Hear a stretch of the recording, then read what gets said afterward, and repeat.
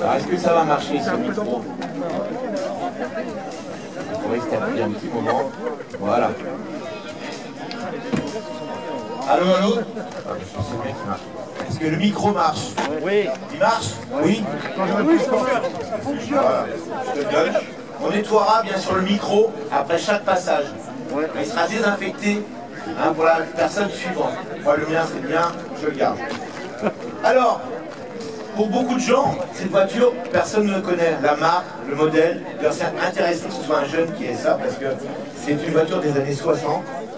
Et on va dire, à l'époque, dans les années 60, vous savez ce que Renault vendait à l'époque? On va dire au début des années 60, milieu des années 60. Renault 8, R4, Renault 4, Renault 10 65. Ouais. Tu l'as même que la R8, la dérivée de la R8. L'estafette, c'est un utilitaire, mais c'est la première traction avant de la marque quand même, il faut le signaler. Il y avait la caravelle, Floride, caravelle. Non, c'est l'estafette. L'estafette. C'est l'estafette 59. Ah, et il y avait aussi un nouveau modèle qui a été présenté en 65, là. Voilà, la Renault 16, mais qui restait même une 1500, une 1600. Et Renault n'avait pas dans sa gamme un modèle haut de gamme comme ils avaient pu avoir par le passé avec la Frégate. Donc, ils se sont associés avec une marque américaine. Et cette marque américaine, elle s'appelait comment? AMC. AMC. Tu t'appelles comment, pardon? Raphaël. Raphaël. Vous pouvez l'applaudir, Raphaël. Alors c'est quoi cette AMC Rambler et c'est marqué Renault? Ouais, c'est vrai que c'est c'est quoi ce partenariat qui s'est passé à milieu des années 60? On connaît un peu là-dessus? En fait,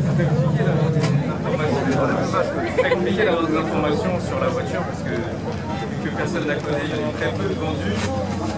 On n'a pas beaucoup d'informations. On sait qu'après la Frégate, effectivement, ils avaient beaucoup de voitures. La Frégate était un modèle 2 litres, un modèle haut de gamme à l'époque, elle était arrêtée en 60, 61. Ouais. Il n'y a pas eu une bonne réputation. Et après, Renault a été échaudé pour construire un modèle. C'était au Nero déjà, il n'avait pas soufflé. Ils ont préféré passer un partenariat avec AMC, qui était le 4e constructeur à l'époque américain, derrière Ford, Chrysler et General Motors. AMC c'était le 4e constructeur américain. Donc ils ont passé un accord avec Renault pour vendre cette voiture. Tout à fait, oui. Et donc ce modèle arrivait en kit. En kit? Ouais. C'est vrai? Elle était assemblée en Belgique. Ouais. C'est pas en kit. Ouais, en pièces détachées. Voilà, c'est ça. Il y avait une usine en Belgique où elles étaient assemblées. C'est ça, exactement. Et toutes les Rambler en Belgique. Oui, de 62 à 67. D'accord. Et du coup, ils étaient tout montés là-bas. Et il y a quelques pièces quand même qui étaient par Renault, les bougies, la batterie, les pneus, les phares, les accessoires, la sellerie et la peinture. D'accord. Alors je crois de me rappeler, ce partenariat a commencé quand et s'est terminé quand? Alors normalement c'est de 62 à 67. C'est ça, c'est assez court. Il y a eu je crois 2 séries de Rambler, série 1 et série 2. Ouais voilà. Ça c'est une série 1 série 2? C'est une série 2. Voilà. Quelle année? 65. 65, d'accord. Alors, qu'est-ce que tu peux nous dire de cette voiture? C'est pas un V8 qui est dessus. Alors non, en France non. C'était pas possible. Mais c'est quand même un gros moteur. C'est un 6 cylindres en ligne 3 litres 2. 3 litres 2 de cylindrée quand même. 140 chevaux. 140 chevaux. Et à la base, ça reste une voiture américaine. Qui était vendue aussi aux États-Unis? Ah si, oui, tout à fait. Ouais. C'était vendu pour 6 cylindres économiques. D'accord. Alors aujourd'hui, comme j'ai expliqué, je ne touche pas à la voiture. C'est bien dommage parce que j'adore m'asseoir avec la bord. Donc je vais te demander d'ouvrir la voiture. Alors vous pouvez voir quand même par les vitres, excusez-moi, j'ai pas beaucoup dormi et j'ai plus de voix. Ça m'arrive souvent le dimanche matin. Je vais essayer quand même de parler correctement. Alors on imagine, j'ai des retours désagréables sur les... Oui. Alors on a une banquette à l'avant. Là maintenant. De toi. Peut-être, je sais pas. Eric, explique-moi un peu plus par là. Ah ouais. Bah oui. Peut-être. Donc cette voiture, je disais, elle a une banquette à l'avant. Par contre, les sièges, les dossiers sont séparés. C'est assez étonnant. On peut régler le dossier. Et par contre, on peut se mettre à 3 devant et à 3 derrière. Donc c'est une 6 places. Voilà, il y en a un qui suit deux. Et la belle-mère dans le coffre. La belle-mère, même 2 belles-mères dans le coffre. On regarde la finition, apparemment elle a l'air assez bien finie. Hein, je parle d'une voiture américaine dans les années 60, c'était en général mieux fini qu'une voiture française, même européenne. Et donc c'est vrai que les gens qui trouvaient la R16 peut-être un peu trop faible en cylindrée, là ils avaient une voiture quand même beaucoup plus cossue, au niveau finition, on va dire. Pas au niveau technique. Au niveau technique, je pense que les américaines de l'époque étaient un peu, par rapport aux européennes, un peu faibles. Donc, tu peux t'asseoir au volant. On voit comment la... Je vois que tu as déjà des ceintures de sécurité ventrales. Alors c'est moi qui les ai installées. D'accord, elles font très époque. Ouais, je les ai trouvées sur internet et c'est sympa et ça m'assure un peu de les avoir. Et c'est un accessoire, c'était pas encore obligatoire. Non, c'était pas obligatoire. En France, c'était pas encore obligatoire. On les imposait aux constructeurs, mais on n'obligeait pas au conducteur encore à les porter. Oui, c'est ça. Alors, cette voiture, on nous a dit on m'a dit qu'elle avait un système dessus. C'est une boîte automatique. Ça se voit tout de suite quand on regarde la pédale de frein. La pédale de frein, elle est longue comme un rétroviseur intérieur. Oui, elle n'est pas très large. Elle est très large, mais elle n'est pas très épaisse. Voilà. C'est une automatique 3 vitesses. 3 vitesses, ouais. 3 vitesses. Ça se conduit bien. Oh bah, c'est très agréable, c'est plus confortable. Attends, je te vois pas. Alors, tu as quel âge? J'ai 22 ans. C'est étonnant que quelqu'un de ta génération s'intéresse à des voitures des années 60. Bah, je veux dire, oui. À ton âge, on s'intéresse plus aux Youngtimers, même à des sportifs plus récents. J'ai toujours été passionné par les américaines depuis longtemps. Papa, peut-être? Non. Non, pas du tout, mais c'est depuis que j'ai découvert Le Bon Coin en fait. Le Bon Coin, en tapotant le soir, avant de se coucher. Je regardais tout le temps et un jour. Il y a des belles caisses dans les années 60. C'est ça. Moi j'étais plus Impala. Ouais, Impala. Plus 59. Ouais. Et un jour, il y a presque 2 ans, j'ai trouvé cette voiture, mais vraiment par hasard. Tu connaissais pas du tout à l'époque? Et je me dis, le vache, c'est super sympa et tout. Et c'est vrai que c'est plus abordable parce que vu qu'elle n'est pas connue, personne ne cherche. Déjà, il n'y en a pas eu beaucoup de vendus. Ah non, il y en a eu. Et ceux qui les achetaient, en général, en occasion, ça se revendait très mal. Ah oui, ça se revendait. L'image, tout ça. Et donc, moi, j'en ai vu quand j'étais jeune, dans les casses, autour de Rennes. C'était pas rare d'en voir dans les casses. Elles ont fini à la casse. Parce que les gens ne connaissaient pas. En occasion, c'était quand même assez lourd d'entretien. Un 6 cylindres, ça consommait. Donc, elles ont fini pratiquement toutes à la casse. Aujourd'hui, trouver une voiture dans cet état-là, franchement, une Rambler, Renault, alors dans elle cet était état-là. partiellement refaite. Alors, qu'est-ce qui a été refait? De ce que je sais, en tout cas, je sais que la peinture a été refaite. C'est plus de l'esthétique qui a été refaite sur cette voiture. Cosmétique, alors. Ouais, voilà. Le moteur, il est d'origine. Combien de kilomètres le moteur? Alors là, c'est affiché à 68 000 km. Ouais. Je pense plus 168 000. Ouais. C'est une supposition. Quoique, des fois on a des surprises. C'est ça. Mais bon, très fiable. Très fiable. Très fiable. Ah ouais, jamais de soucis avec. Ouais. Alors, à conduire, c'est comment? Ça fait un peu bateau, c'est souple? Ça fait très bateau. Voilà. On va dire que les dodanes, on les prend très lentement, déjà, à cause des suspensions. Ce que je disais au niveau technique, les Américains avaient du retard. Oui, c'est ça. Les virages, il faut y aller doucement parce que sinon on a le passager sur les genoux. La configuration des autoroutes américaines ou des routes américaines n'a rien à voir avec celle des Européens. C'est sûr. Ils n'ont pas de virage. Une autre conduite. Un coup à la portière. C'est ça, exactement. Et si tu nous montrais le moteur, ce 6 cylindres en ligne de 3 litres et quelques, j'ai oublié déjà. 3 litres de...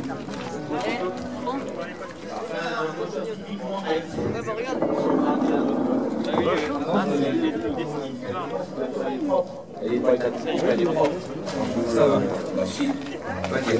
Donc on voit très bien ce 6 cylindres en ligne qui est assez long, c'est normal, c'est un 6 cylindres, mais il prend pas trop de place. Ah non, ce modèle-là n'a jamais été équipé V8. Alors, en France, oui. Aux États-Unis, il y a des V8. Il y a bien des V8. Voilà. C'est pour ça que la place est très large. Vous pouvez mettre un V8. Le 6 cylindres, bien sûr, lui, il est à l'aise, il n'y a pas de problème. Voilà, il flotte. Les caisses, à l'époque, les caisses n'étaient pas très rigides. Hein, on en parlait tout à l'heure. Et regardez ces gros renforts qu'on a mis ici, hein, pour éviter que la caisse se vrille un peu. Il y a le poids du moteur. Et donc ça sert à la rigidité quand même de la voiture, ces grosses barres ici. Donc on a une voiture assez simple. Regardez. Est-ce qu'on a des options? On a une boîte automatique, mais c'est pas vraiment une option aux États-Unis. Peut-être en France c'était une option. En France, peut-être que c'était une option, aux États-Unis. Sinon, pas de clé, pas de vitre électrique. En fait, c'était pas. En fait, aux États-Unis, cette voiture elle est plus luxueuse.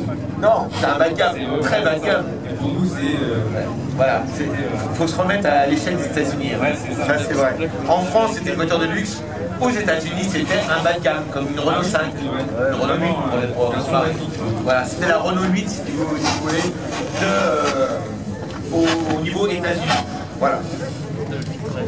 On se rapproche trop parce qu'on a vu la scène. Les Corvairs, mais les Corvairs n'a rien à voir, le moteur est à l'arrière. Donc on dispose d'une voiture assez fiable. Ça, c'est réputé, ce cylindre il est assez fiable. Après, ce que j'ai lu. Bien AFC, moi, sur la C'est vrai? stabilité. Ah bon? J'ai jamais eu de soucis. Alors t'as pris une grande voiture parce que t'as une grande famille, t'as plein d'enfants, t'as une belle-mère, t'as un grand-père. Non, c'est ça? C'est les petites voitures d'Amérique. Oui, je sais, ça je sais. Le coffre, il est immense. Ah, le coffre. À l'échelle européenne, bien sûr. On va faire le tour? Ah, bien sûr, je ne vais pas préciser, c'est une 4 portes. Alors d'habitude, je vais faire rentrer des gens à l'intérieur, je ne le ferai pas aujourd'hui, en cause de Covid. Alors regardez ce coffre. Mais combien de la caler? Donc une clé, hein, c'est pas un bip. Hein. Ah, c'est étonnant la roue de secours. Ouais. Elle est plaquée comme ça, inclinée au fond. Ouais, et au final, c'est. Parce que souvent, elles sont dans les ailes ou... Ouais, j'ai même le fric d'époque. T'as tout d'époque. D'accord. Alors, c'est pas ça. Bon, on va laisser sonner, hein, je suis désolé. Donc là, on a un coffre où tu peux mettre, franchement, une famille de 6 personnes. Ça doit rentrer. Hein, c'est le but d'ailleurs, hein, quand tu as 6 personnes, 6 passagers, il faut que le coffre soit en conséquence. C'est sûr. Mais il n'est pas très haut en fait. Non, il est assez bas parce que je pense que le réservoir, il ne doit pas être de son réservoir. Il est à plat dessous. Ce qu'on ne fait plus aujourd'hui. C'est en 4 chocs. 4 chocs, le réservoir, il explose. Pas toujours, mais il est sensible au choc. Ouais. Alors cette voiture, tu l'as achetée sur le bon coin. C'est ça, ouais. Tu l'as acheté ici, dans la région? J'ai acheté à Bressuire. Où ça? Bressuire. C'est à 3 heures d'ici. D'accord.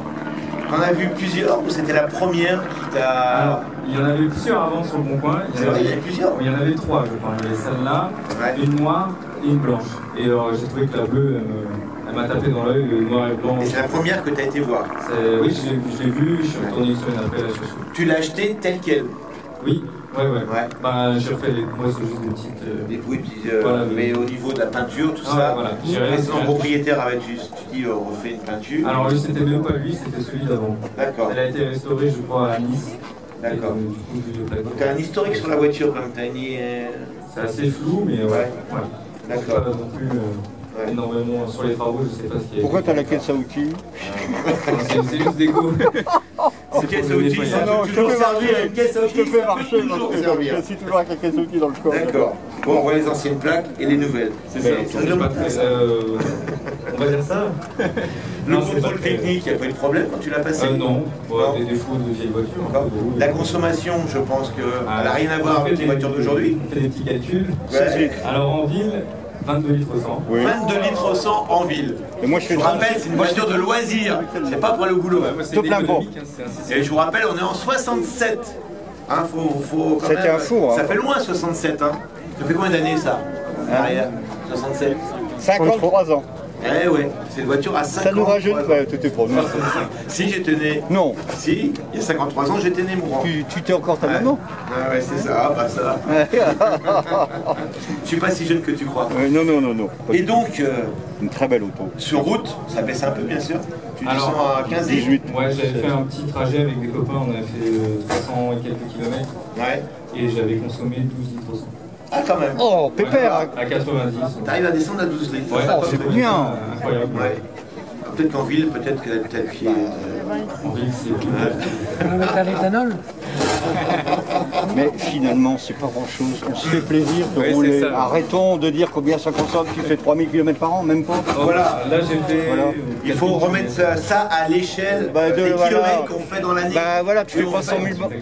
C'est pas, voilà. Hein, c'est pas une voiture de tous les jours pour se rendre à son travail. Sinon, bien sûr, là, tu exploses ton budget. Non, parce que c'est important de dire ça, tu roules peu. Donc. Tu fais quoi dans la vie? C'est pas discret. Je suis technicien de maintenance. D'accord. Je fais pas la conciliation et l'utilisation. D'accord. C'est ta première ancienne, je suppose. C'est ma première ancienne. Ça va pas être la dernière. Ah non, ça c'est sûr. Après, il vient chez Citroën. C'est des américaines, toi, aujourd'hui, ou c'est dans le même genre? Plus américaine. Ouais, vraiment. Ok. Bon. Eh bien, écoutez, regardez cette voiture. Elle est magnifique. Elle n'est pas état concours. Là, regardez. C'est une voiture qu'on ne voit plus aujourd'hui pratiquement. Quand vous en cherchez une, franchement, t'en as eu 2 ou 3 à vendre dans toute la France. C'est ça, aujourd'hui, il y en a. C'est la voiture. Ouais, 2 ans à peu près. Et c'est des voitures, moi, je peux te dire, qui sont rares aujourd'hui dans cet état-là.